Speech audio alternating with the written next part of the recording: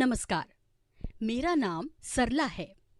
मैं एक एनजीओ से जुड़ी हूँ और किसान उत्पादक संगठनों की क्षमता निर्माण में कार्यरत हूँ।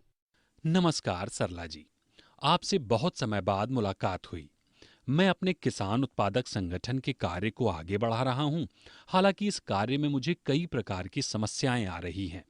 क्या आप मुझे किसान उत्पादक संगठन व कृषि व्यवसाय पर मेरी समझ को बढ़ाने और मेरी इनसे संबंधित समस्याओं को दूर करने में मदद करेंगी? नमस्कार विनोद जी, किसान उत्पादक संगठन पर मैं आपकी समझ बढ़ाने में जरूर मदद करूंगी और साथ ही आपके सामने आ रही विभिन्न समस्याओं का हम मिलकर हल खोजने का भी प्रयास करेंगे। धन्यवाद सरला जी, ये मेरे लिए बहुत अच्छा रहेगा। विनोद जी, किसान उत्पादक संगठन या जिसे हम संक्षेप में एफपीओ भी कहते हैं के बारे में गहराई से जानने से पहले हम भारत में कृषि आधारित आजीविका के बारे में जानने की कोशिश करते हैं। बिल्कुल सही सरला जी, यह हमारे लिए बहुत उपयोगी जानकारी रहेगी। विनोद जी, जैसा कि हम जानते हैं, हमारे देश के ज्यादातर लोग गांवों में निवास करते हैं और जीवन यापन के लिए प्रत्यक्ष या अप्रत्यक्ष रूप से खेती पर निर्भर करते हैं। इसलिए ग्रामीण क्षेत्रों में खेती बाड़ी और इससे होने वाली आमदनी को समझना जरूरी है। आप सही कह रही हैं सरला जी। विनोद जी, अगर हम 2011 की जनगणना के आंकड़े देखें तो हमारे देश के कुल कामकाजी लोगों का 56% खेती या उससे जुड़े हुए कार्यों में लगा हुआ है। लेकिन 2020-2021 के आर्थिक सर्वे में ये बात सामने आई है कि देश की अर्थव्यवस्था में खेती का हिस्सा 2019-20 में मात्र 17.8% रह गया है, जो कि 1950-1951 में 54% के आसपास था। 2015 की कृषि जनगणना में ये बात साफ तौर पर निकल आई है कि कृषि पर देश की ज्यादा जनसंख्या की निर्भरता की वजह से कृषि जोत के आकार में भी कमी आई है, जो कि वर्तमान में औसतन 1.08 हेक्टेयर प्रति परिवार है। 2017 में नाबार्ड की ओर से वित्तीय समावेशन पर कराए गए एक सर्वे के मुताबिक देश के 37% किसानों के पास 0.4 हेक्टेयर से भी कम जमीन है। करीब 30% किसानों के पास 0.41 से 1 हेक्टेयर के बीच खेती की जमीन है और लगभग 20% परिवार 1 से लेकर 2 हेक्टेयर के बीच जमीन रखते हैं, जबकि मात्र 13% परिवारों के पास 2 हेक्टेयर या उससे ज्यादा जमीन है। लगातार घटती हुई कृषि जोत की वजह से किसानों की आजीविका की सुरक्षा को सुनिश्चित करना बहुत मुश्किल हो रहा है। विनोद जी, ये तो आप जानते हैं कि हमारे देश में खेती का एक बड़ा हिस्सा बारिश पर निर्भर करता है।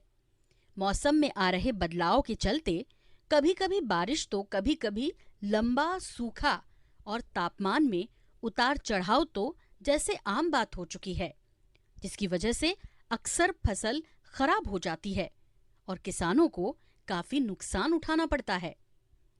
मौसम में आ रहे इन बदलावों का सबसे ज्यादा प्रभाव छोटे और मझोले किसानों पर पड़ा है।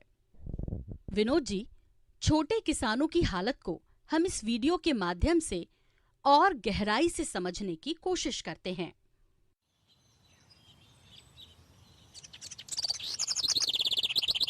In India, nearly 52% of the population earn their livelihood from agriculture, directly or indirectly. The nation's development depends inherently on the farming sector. In areas that depend primarily on rain-fed agriculture, erratic monsoons and drought can severely damage crops.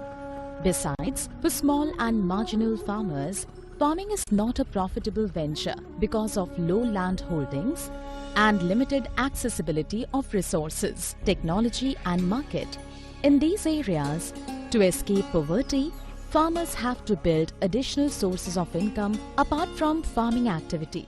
मेरे परिवार में 7 लोग हैं, बच्चे सहित, और मेरे पास 1 hectare ज़मीन है।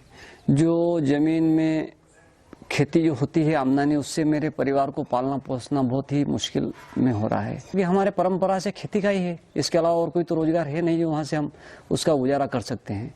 ये स्थिति बन रही है, उसके बाद में इसकी पैदावार जो आती है उसको भी सही दाम पे नहीं बेच पाते हैं। इस आमदनी से नहीं तो हम हमारे परिवार का पालन पोषण कर सकते हैं, नहीं अच्छी जगह कहाँ पढ़ा सकते हैं प्राइवेट स्कूल में, और नहीं कोई इलाज करा सकते हैं, और नहीं कोई अच्छा कपड़ा भी पहना सकते हैं। ये तो जीवन में जैसी जिंदगी आई है किसान की, ऐसी ही चली जाती है। हमने वीडियो में देखा कि किसान किस तरह कई समस्याओं का सामना कर रहे हैं। विनोद जी, क्या आप बता सकते हैं इस स्थिति में किसान किस प्रकार से अपनी आजीविका की जरूरतों को पूरा कर पाते होंगे? सरला जी, मैं अपने इलाके में छोटे किसानों की अगर बात करूं तो वे जब खेती का काम नहीं होता तो उस समय काम की तलाश में शहरों की ओर पलायन कर जाते हैं। अपनी आजीविका चलाने के लिए खेती से जुड़े दूसरे व्यवसाय जैसे डेयरी, बकरी पालन, मुर्गी पालन और दूसरे अन्य काम करने लगते हैं, और हालात ज्यादा खराब होने पर वे अपनी खेती की जमीन बेचकर शहरों में पलायन कर जाते हैं। बिल्कुल सही विनोद जी, ऐसी स्थिति मैंने कई जगहों पर देखी है। आइए जानते हैं कि वर्षा आधारित और सिंचित क्षेत्रों के छोटे किसान अपनी आजीविका चलाने के लिए क्या क्या करते हैं।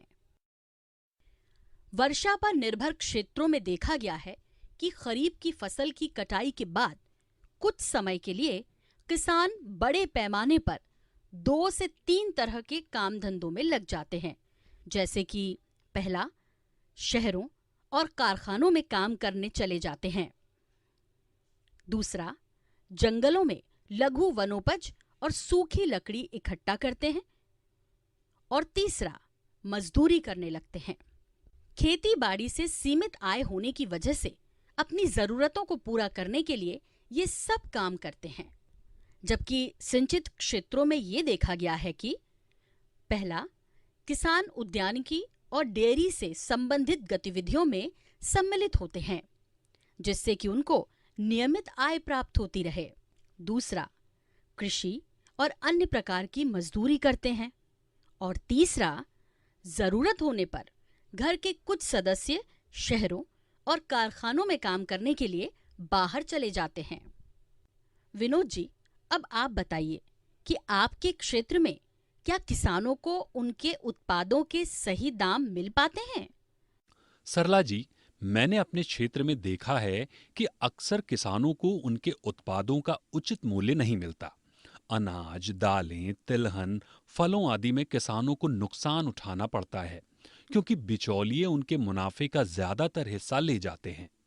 सही कहा विनोद जी, इस पर हम थोड़ी और बात करते हैं। उचित मूल्य मिलने के मामले में किसानों की स्थिति वाकई बहुत अच्छी नहीं है। इस तालिका के माध्यम से हमें पता चल रहा है कि बागवानी उत्पादों के लिए ग्राहक द्वारा दिए गए कुल मूल्य का दूसरे साझेदारों के मुकाबले किसानों को बहुत छोटा हिस्सा मिलता है। बिल्कुल सही सरला जी, यह केवल बागबानी फसलों के साथ ही नहीं बल्कि लगभग सभी फसलों के मामले में किसानों को बहुत कम मूल्य मिलता है। ज्यादा हिस्सा बिचौलियों के पास चला जाता है। सरला जी, मैं आपसे ये समझना चाहता हूँ कि किसानों को उनकी उपज के कम दाम मिलने के क्या कारण हैं? विनोद जी, किसी वस्तु की किसानों को मिलने वाली कीमत और ग्राहकों द्वारा चुकाए गए मूल्य में बड़ा अंतर होने के कई कारण हैं, जैसे कि पहला, कृषि मूल्य श्रृंखला में कई प्रकार के बिचौलियों का शामिल होना। इसमें कच्चा आढ़तिया से लेकर पक्का आढ़तिया यानी कमीशन एजेंट और थोक व्यापारी से लेकर खुदरा व्यापारी तक शामिल होते हैं। दूसरा, किसानों के स्तर पर कृषि उत्पादों में मूल्य संवर्धन का अभाव। और तीसरा, कृषि उत्पादों की खरीद, छटाई करना, भंडारण और ढुलाई में खर्च एवं जोखिम दोनों जुड़े होते हैं। इन सभी कारणों से किसानों को उनके उत्पाद का अच्छा मूल्य नहीं मिल पाता है और मूल्य श्रृंखला में उनकी स्थिति बहुत अच्छी नहीं रहती है। धन्यवाद सरला जी। मैं किसानों को उनके उत्पादों का कम मूल्य मिलने के कारणों को समझ गया हूं।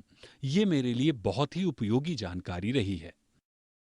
विनोद जी, हमारे देश में कृषि और उससे जुड़े हुए कार्यों से अपनी आजीविका चलाने वाले लोगों के विषय में कुछ सामान्य बातें निकलकर सामने आती है, जिनमें शामिल हैं किसानों का असंगठित होना, उनकी क्षमता और पूंजी का आधार कमजोर होना, आर्थिक और मौसमी उतार चढ़ाव के समक्ष असहाय होना, बड़े कृषि बाजारों तक पहुंच बनाने में चुनौतियों का सामना करना।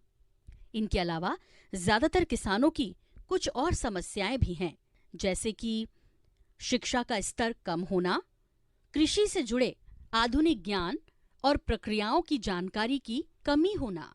इन सब कारणों से छोटे किसानों की बाजार में सौदेबाजी की ताकत कमजोर पड़ जाती है। इसकी वजह से कड़ी मेहनत करने के बावजूद लाभ कम मिल पाता है। उन्हें कठिन हालात का सामना करना पड़ता है और समय के साथ उनके संसाधन कम होते चले जाते हैं, जो अंततः उनकी स्थिति को और दयनीय बना देते हैं।